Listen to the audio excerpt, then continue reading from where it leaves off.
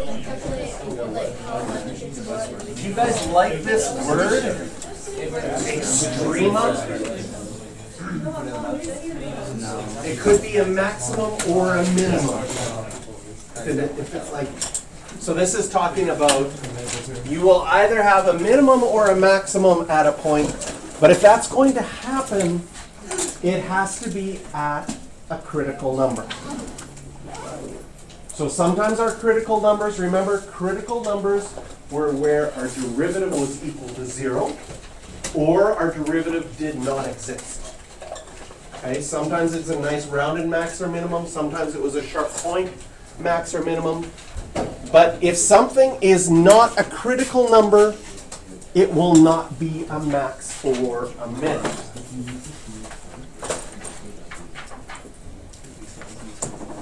Stationary points.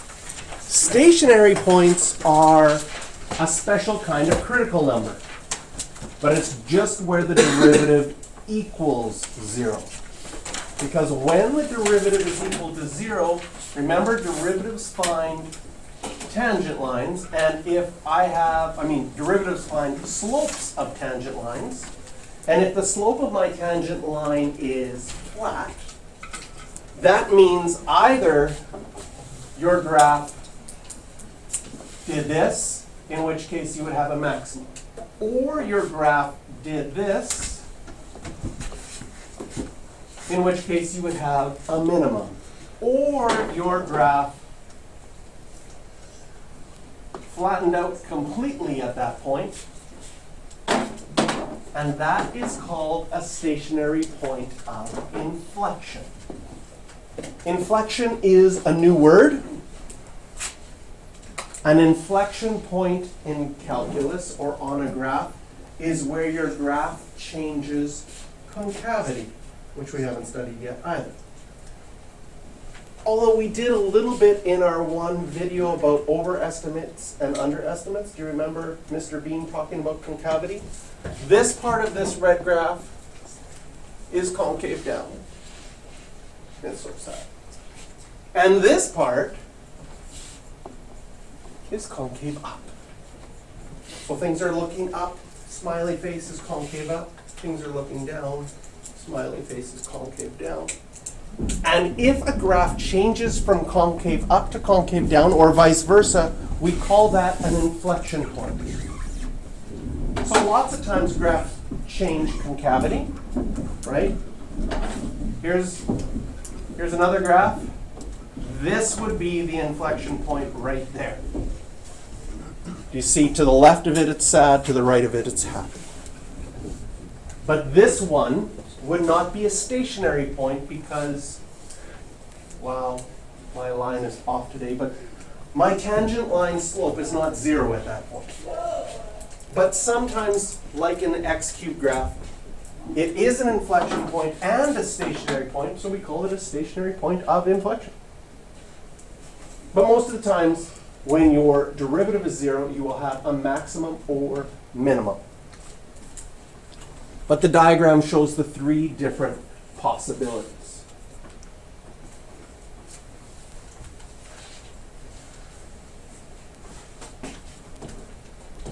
I'm going to color code this section in red.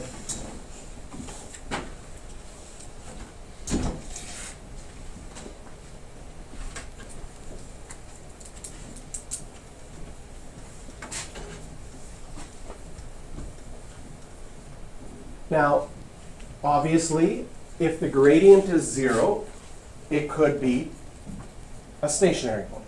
If the gradient is 0, it is a stationary point, but it could be a maximum or a minimum. So, first of all, if I drew a tangent here, it would be flat. If I drew a tangent there, it would be flat. The thing that I want you to notice here is the blue parts have positive slopes. The red parts have negative slopes. And if we had done our sign diagram and just made this positive and this negative, positive means a graph is increasing, negative means a graph is decreasing. Can you see that if you go from positive to negative, that stationary point has to be a maximum? if you go from negative to positive, negative is going down, positive is going up. If it goes from negative to positive, it has to be a minimum.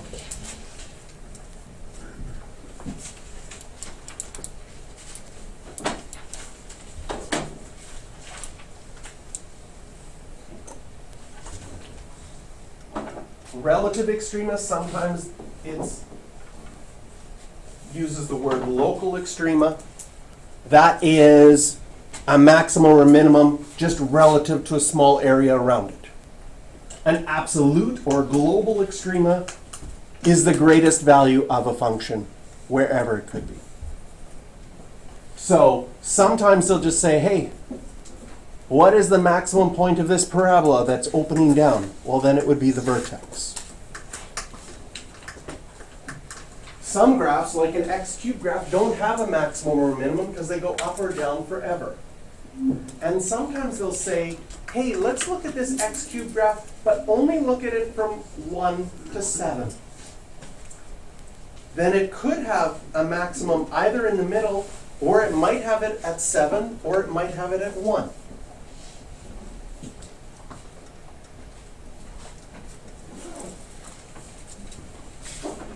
So if you get a critical point, and I'll call this critical point C,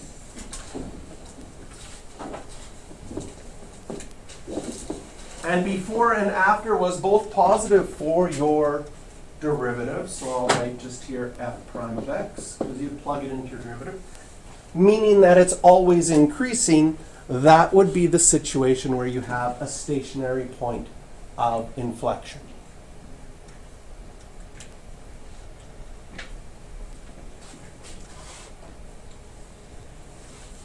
So summary. A function has an absolute minimum at c if f of c is less than f of x for everything. It's the smallest value. Same thing with absolute maximum. A relative or local minimum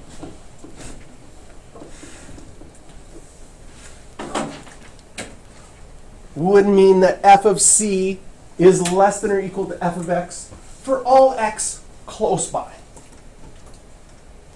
You could just draw a circle around it. It would be the maximum in that circle.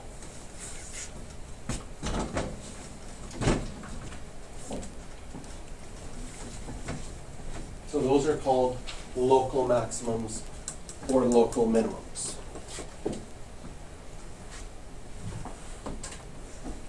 And so we get to our second three-letter theorem. Which one have we done already? Intermediate, the IVT. We've got now the EVT. There's also going to be an MVT. Most valuable theorem. No. Sounds like that, but no. So the extreme value theorem. First, if you have 4 highlighters,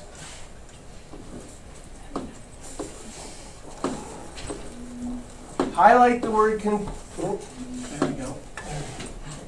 Highlight the word continuous in 4 different colors. Now you don't have to highlight it in 4 different colors, but I am trying to point out, just like the extreme value theorem, this is a very common place to lose a mark.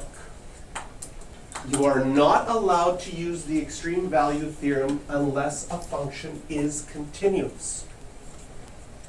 If a function is continuous, and it's obvious it's continuous, and you do not say that it is continuous, you obviously lose the mark for not being obvious. So it's very important in our VT theorems, because we had to do this with the intermediate value theorem as well. We have to make sure that we say it is continuous, because that allows us to do the next part. Because it says if a function is continuous, then f has a maximum or minimum on the interval from a to b. It has to happen. And that maximum will either happen at a critical point inside the function, or it will have it at the endpoints.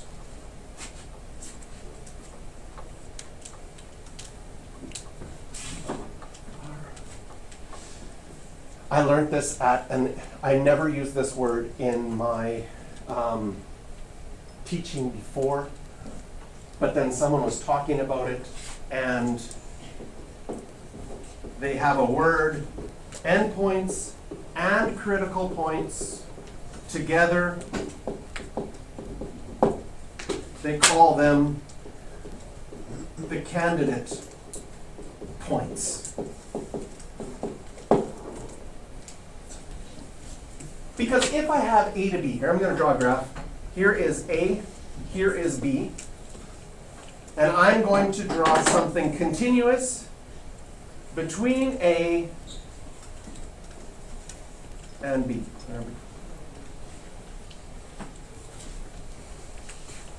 I'm going to circle my endpoints in green. I am going to circle my critical points in red. And the red and the green are the candidates for the extreme value theorem. Because one of those points is going to be the minimum. One of those points is going to be the maximum. Two of them could tie. I guess technically you could have a tie. Okay? Is the minimum a green or a red point? Green. This is the winner for the minimum. Is the maximum a green or a red point? This one is the winner for the maximum. So what the exam really likes with extreme value theorem questions is that first, highlight it 4 times, you said, I'd like to use the extreme value theorem and I'm allowed to because this function is continuous. Then I find all my critical points and my endpoints, and some people like to make a chart. I'm going to call this point 1, point 2, point 3, there's point 4. Those are all my x values for point 1, point 2, point 3, point 4. I would get a y1, a y2, a y3, a y4. I could have maybe used x's. That's okay. Whichever one is the smallest is your minimum. Surprise. Whichever one is your biggest is your maximum. But you need to check all of your candidate points, which includes the endpoints and the critical points. It's not a mind-blowing theorem, right? If it's continuous, it's got to get the highest somewhere. It's got to get the lowest somewhere. Is it possible that it could have started lower than it ever gets again? Yes. Is it possible? Could it end? So you have to check endpoints and critical points. Number one mistake with finding a maximum or minimum is that someone forgets to check the endpoints. So maybe that's why some people say, hey, you have to find the candidate points, not just the critical points. When do you sort of recognize an EVT, extreme value theorem? They give you a closed interval. It's going from 1 to 7. Oh, I have to check 1 and 7 as possibilities as well. Okay?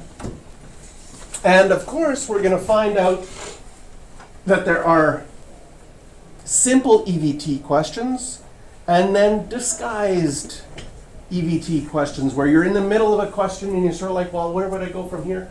Oh, I have to use the extreme value theorem to move forward in this question. Okay. So find the absolute maximum and minimum values of this function on the interval. So this is the hint that you might be using EVT. We have to say this, right? This is our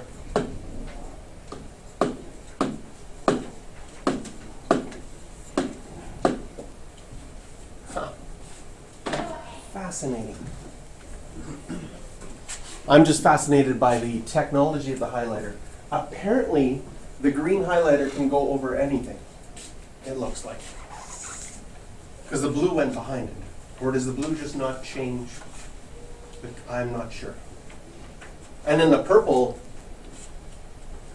is like changes colors of stuff. Fascinating. Anyways, we have to show that it's continuous. Then, are there any critical points? We find our derivative. We solve for when it's equal to 0. And we get 0 and 3 over 2. Are those both within our interval? They are. Sometimes you get 0 and 7. You can ignore the 7. Because it's not in the interval. So we have to be careful with that. Do they like to throw things like that at you? Absolutely.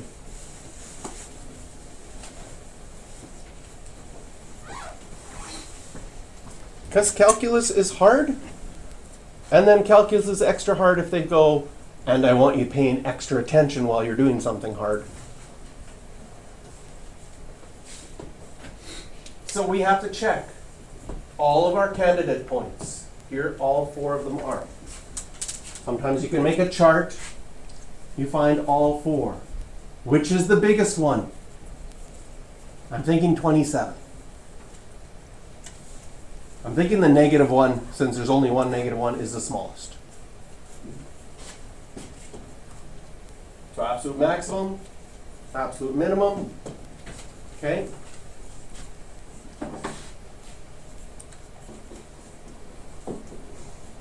Sometimes they, on the exam, they like this.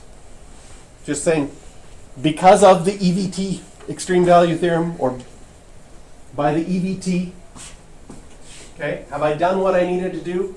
I showed it's continuous. I checked all my candidate points. Okay? You have to be careful because I've seen it happen and I'm like, oh, I know what you did, but they took a mark off. Okay? This is what I know that a student did. I know that a student said, hey, this is an x cubed graph. Positive x cubed graphs go like this. So, and the question just said, find the maximum. So they checked the endpoints, but they didn't check the second one because they're like, well, obvious from an x cubed graph, the second one would have to be a minimum because it's going up. But if you don't say that, they can't look into your brain and see that you did this. So for simplicity's sake, even though you knew that at 0 it's going to be higher than it is going to be at 3 over 2 because of the shape of the graph, even though you know that, if you didn't plug in 3 over 2 and check it, they might take off a mark because they don't know that you're doing something in your head. You could explain, well, the shape of a graph goes like this, but it's probably then, this is quicker.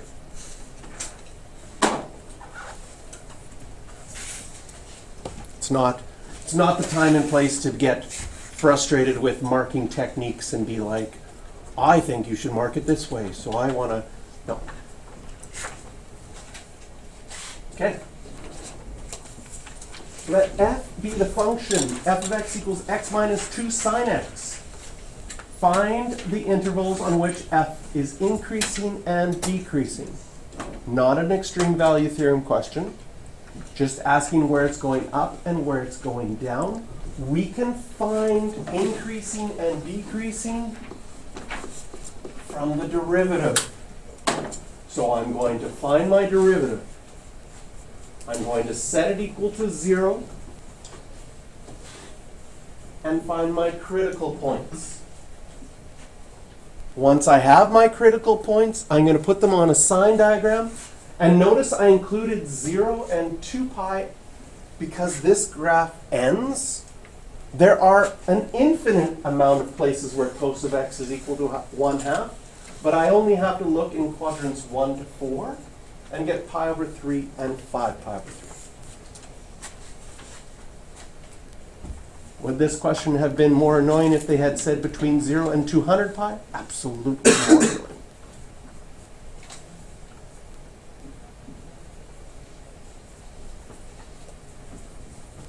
So we can state it's increasing only in that blue section.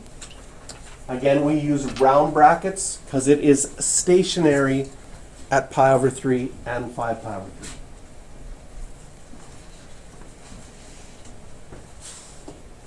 Decreasing from 0 to pi over 3 and 5 pi over 3 to 2 pi. Again, round brackets on all of it.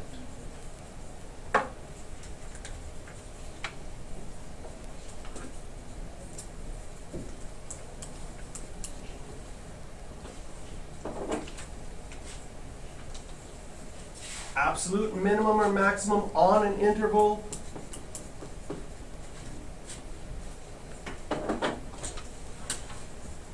Makes you think EVT.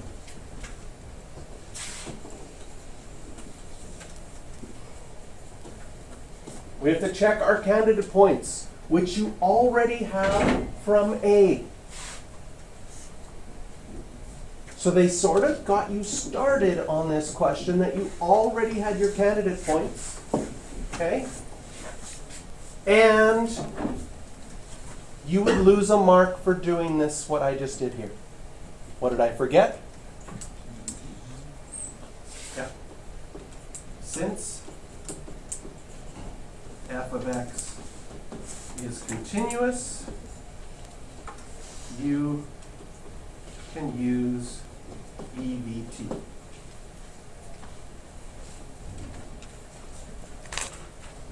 See how they sort of almost trick you into missing it? Because you're like, oh, I already found my candidate points. This is so good. I can just plug them in right away.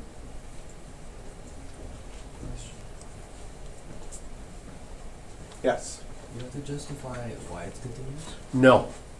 So, like, when you are allowed to just know certain functions are continuous and they'll accept that, right? Paul, there was 3 things when we had to justify continuous. There were 3 things you had to do. Do you remember what they are? The point had to exist. That was continuous at a point. And then there was a whole nother section that was continuous on an interval.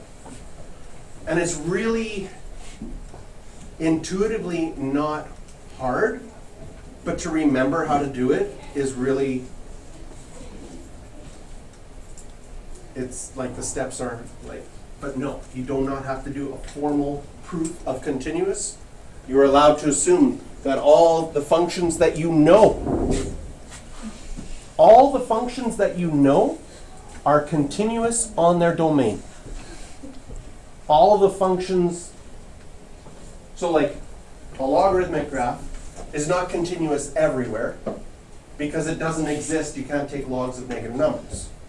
But a logarithmic graph is continuous from 0 to infinity on its domain.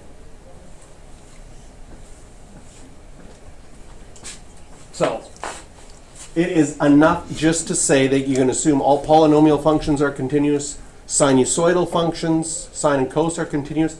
Tangent isn't unless it's on its domain, right? Tangent has a bunch of asymptotes, but it's still continuous on its domain. So they'll be happy enough that you just say that it is continuous. Since f of x is continuous, and sometimes it's even nice to write here, is continuous on, right? Because you might have a tangent one. It's continuous on the domain they give you, but not continuous everywhere. So it's not a bad idea to say continuous on the domain that's given in this question. And therefore, we're allowed to use the extreme value theorem. Again, just like the intermediate value theorem, okay? And what's going to be hard is once we have the intermediate value theorem, extreme value theorem, and mean value theorem, you're going to be like, which value theorem should I do? Okay, and what are they again? So I think this is a great time to just talk about the intermediate value theorem. Said that if it's continuous, and you go from A to B,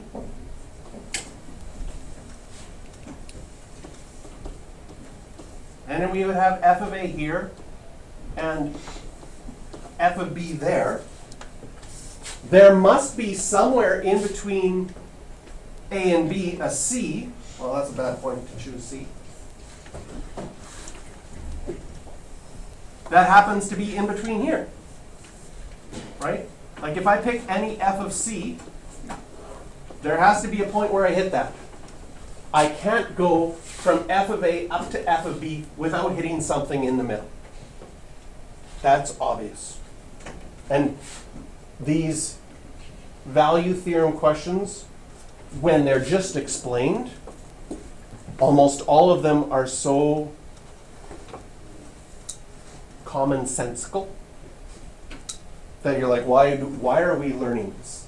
However, there are questions that use them that it's like, oh, that was creative, and I could only be creative and do that if I knew the theorem. So what does the intermediate value theorem like to do? It likes to say, well, if you had a point below the x-axis and another point above the x-axis, I have an x-intercept in between them. That's a very common use of intermediate value theorem. And finding x-intercepts is important in a lot of math stuff. So knowing that it's there, even though you might not be able to mathematically find it without technology, is an important use of the intermediate value. Okay. Find the points of extrema.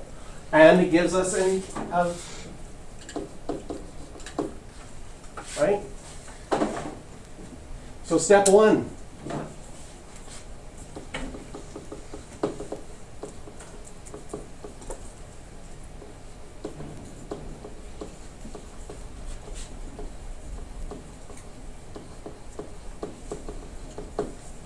Step one, say that it's continuous on the interval so we can use the extreme value theorem. Okay? Look at my notes. I jumped past it, right? You want to jump into the math details, and you would lose that first part over and over again. So we find our derivative, find our critical points. Check all of your candidate points, which are your critical points and your endpoints. We had a tie. So exciting. The endpoints and the critical points happen to be exactly at the same place. It's still, the absolute max is 5. The absolute min is -3.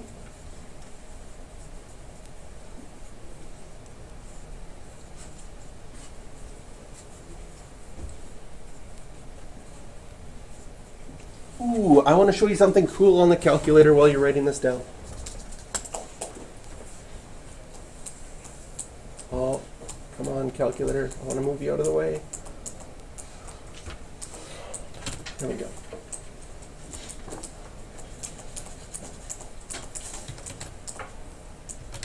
No. All right, I'm going to make... There, if you're still writing those things down, you can still see them. And I'm going to go to y equals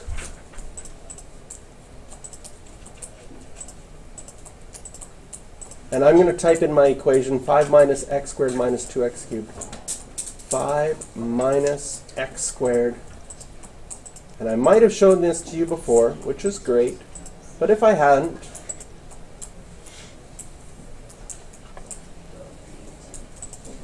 okay. So I put that into my equation. A couple of things you can do from this. We have 4 candidate points. Obviously, if you have a calculator, plugging this in and doing the mental math is not a good use of time.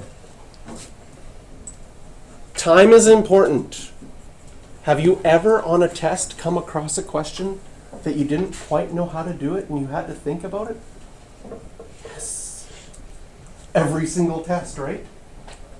So time is important because you want that time for those questions you have to think on. So where you can save time is important. This is a place you can save time. I'm going to show you 2 ways you could save time on finding these if it was a calculator question. 1, you could, right? These are all nice numbers. I'm going to show you 3 ways. I could go to table of values. Oh, mine's starting at 44. So this is kind of frustrating, but I could go to table set and start it at 0. And then I'd be like, oh, there's 0, there's 5. No, wait a minute. Which one do I want to see? -3, 1, and 2. There's 1. Something's wrong because these numbers don't match. Did I type it in wrong? 5 minus 6x squared. There we go. Okay, -1 is -3, 0 is 5. I need to go up. And from my table, I could see all of these. Table only works nice if your numbers are nice. So I see a little problem with maybe using the table in other values. Next, I could go to my graph. There's my graph. And I could go second calculate value. Something you might not know about calculating values on a graph. So like I could type in -3 and push enter and it gives me 5.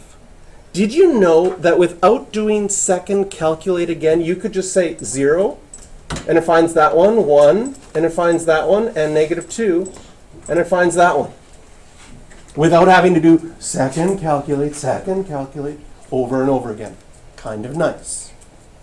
So I think for me personally, this is probably my favorite for quickness. But also, anytime you want to find a value, you can also do that here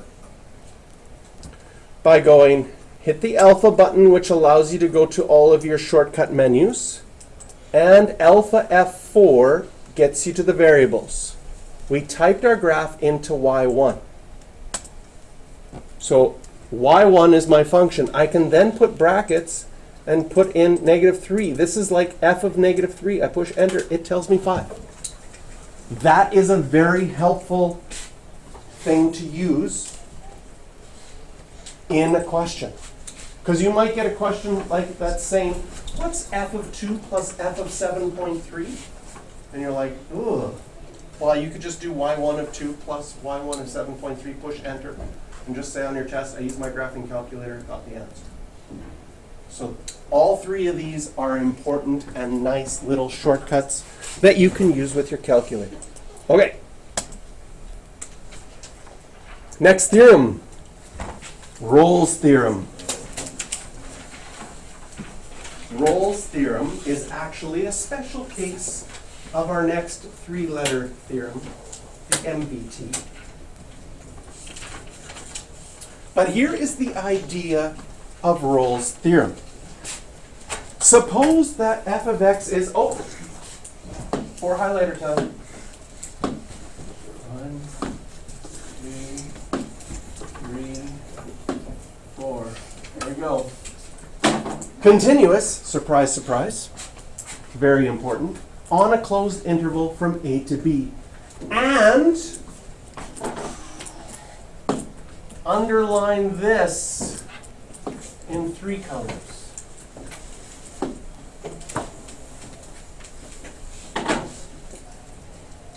The IVT, intermediate value theorem, and EVT, extreme value theorem, only required continuous. Rolle's theorem, which is a special case of the mean value theorem, our other 3-letter theorem, needs 2 things. It needs to show that it's continuous and differentiable. If it has both of those things, then the following has to be true. If f of a is equal to f of b, in other words, this value is the same here and there. If you want to connect them, and it's continuous, and it's differentiable, you have to somewhere either get a maximum or get a minimum. It's impossible, if I go down, it's impossible for me not to go back up without getting a minimum. Does that make sense?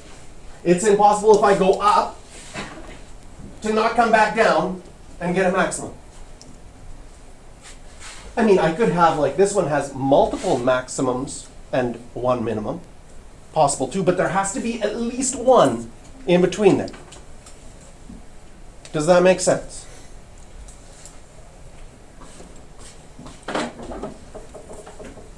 Again, these theorems, when said out loud, almost sound like a lot of common sense. Like if I go up, I have to come back down to get to the same point. So there's going to have to be a maximum. No. Can't you just teleport? Well, then it's not continuous. Right?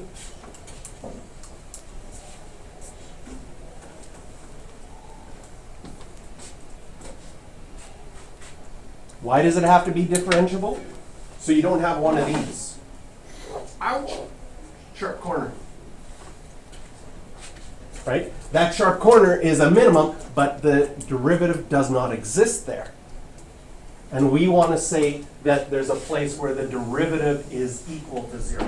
So differentiable means no sharp corners, no cusps.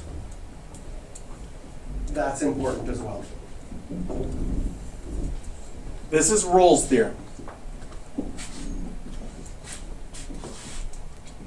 Okay? I'm going to, we're not there yet, but I can't wait. I want to show you the mean value theorem. So, sorry. All right, there's the mean value theorem. Just take your page and look at Rolle's theorem with the slanted. And the mean value theorem, Rolle's theorem said these 2 points are the same. If you slant it, those 2 points have a slope. Then there must be somewhere in between that has that same slope. That's the mean value theorem. If any 2 points, you could find the slope of that secant line, there has to be somewhere in between there with that same slope. And it's just Rolle's theorem with your head turned.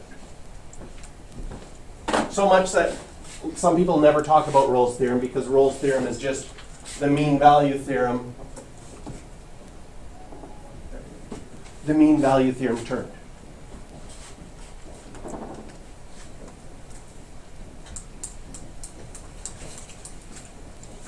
Find the x-intercepts of f of x equals 2x squared plus 7x minus 4, and show that f prime of c equals 0 for some number c in the open interval formed by the two x-intercepts.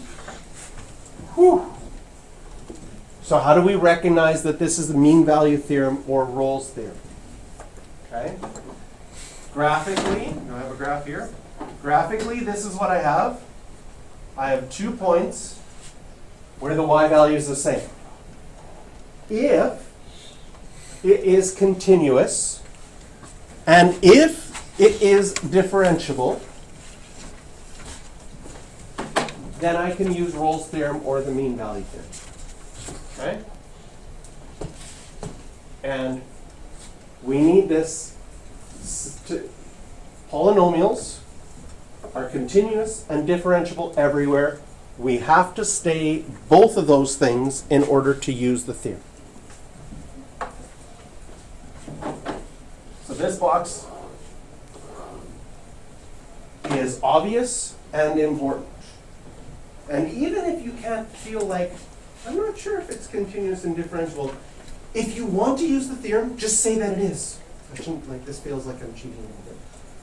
But just say it. And they'll be like, and I just hope they assume that that's fine.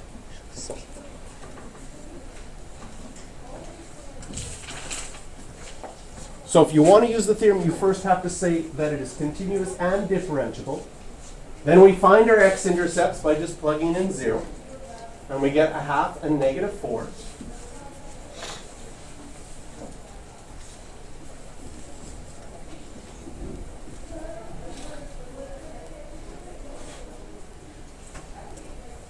So there has to be a place in between those two that has that same slope. It's impossible to connect these two without getting a minimum.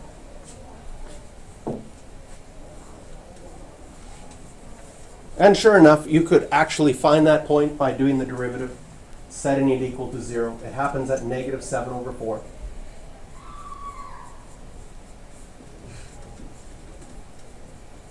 So we have to say why it exists, and then it said find c, so then you can just find your derivative, set it equal to 0. In the mean value theorem, you'd find your derivative and set it equal to whatever slope you were looking for.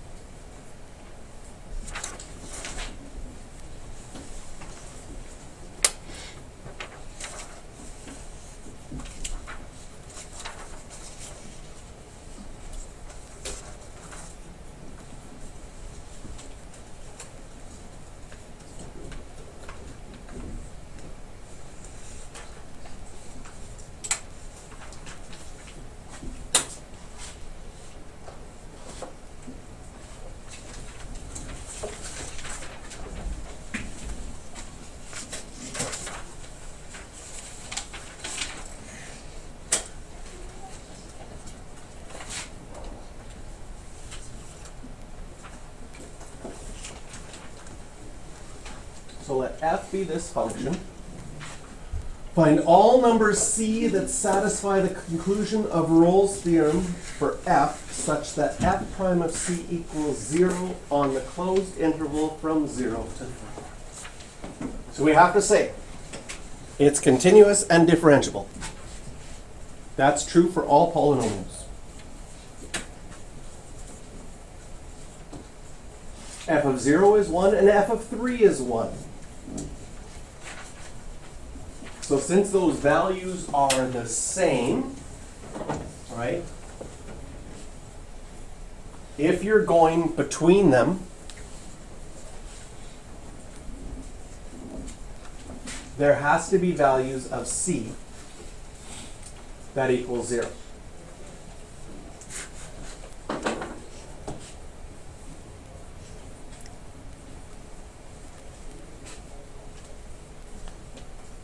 Okay? And for those of you that like to forget things, we're going to eventually call this the mean value theorem, and you can forget about Rolle. He'll turn over in his grave. And just use the mean value theorem, because Rolle's theorem is just an example of the mean value theorem. But Rolle's theorem really helps us understand the mean value theorem, because it's so obvious that you have to hit a minimum if you're connecting those two, or a maximum. It has to happen. And even if it was a straight line, well then all along you have a slope of 0. And then we could find the derivative and solve for it, and you get plus or minus the square root of 3, but the only one in between there is plus the square root of 3.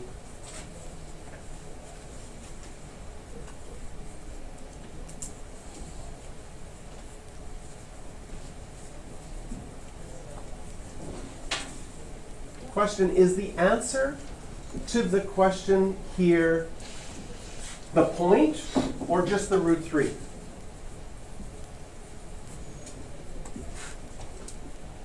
What was this question asking for? Was it asking for the point or was it asking for just the root 3? Just the root 3. This is our answer. It's not necessary that we find that point. That's just there to like label it on the graph.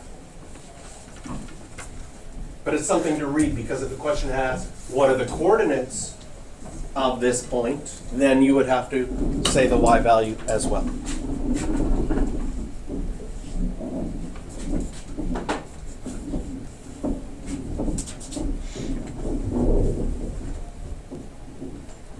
So tomorrow, we are going to take Rolle's theorem and turn it on its edge.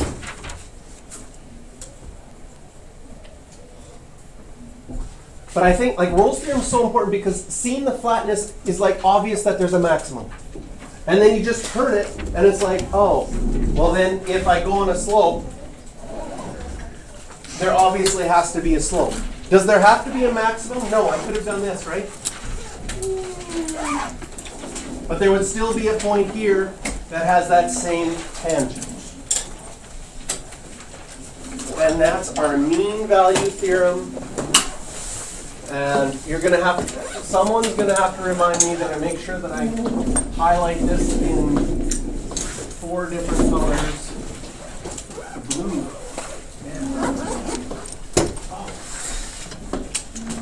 And someone's going to have to remind me to underline this in 3 different colors.